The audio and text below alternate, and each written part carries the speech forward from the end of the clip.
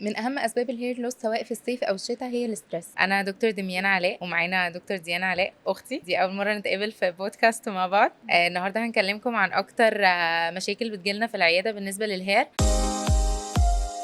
قولي لنا يا دكتور اكتر مشكلتين بيقابلوكي بخصوص الهير في الصيف. اكتر مشاكل قابلناها مؤخرا علشان احنا في نهايه الصيف والناس قضت معظم الصيف على البيتش وفي البول والحاجات دي، كانت مشاكل الدامج والدرايد هير والهير لوس. قولي لنا يا دكتور بقى عن اسباب الهير لوس. من اهم اسباب الهير لوس سواء في الصيف او الشتاء هي الاسترس. الناس طول الوقت متعرضه للستريس. تاني حاجه الباد دايتري هابتس، الناس مش بتاخد الفيتامينز والمينرالز اللي هم محتاجينها. تالت حاجه دامج والدرايد هير، زي ما انتي قلتي الاسباب دي كلها بتعمل لي هير لوس في الاخر. طبعا الانتنس ووتر ماسك فيه ميزتين حلوين قوي. اول حاجه بيعمل هايدريشن حلو قوي للشعرايه، هو مش بس بيرطبها، هو بيعالج الحاجات اللي احنا عملناها. الانتنس هير باتر برضو بيخلينا ما نضطرش نقص شعرنا اول ما يبقى تالف او مقصف، ده بيقدر يخلينا ان احنا نريبيلد الشعرايه، ما نضطرش ان احنا طول الوقت نفضل نقص شعرنا. طيب قولي لنا يا دكتور بقى فول روتين من اول الكلينزنج بتاع الشعر لغايه الليف ان في الاخر. اول حاجه في الروتين الشامبو يبقى سلفيت فري، يبقى ميديكيتد شامبو.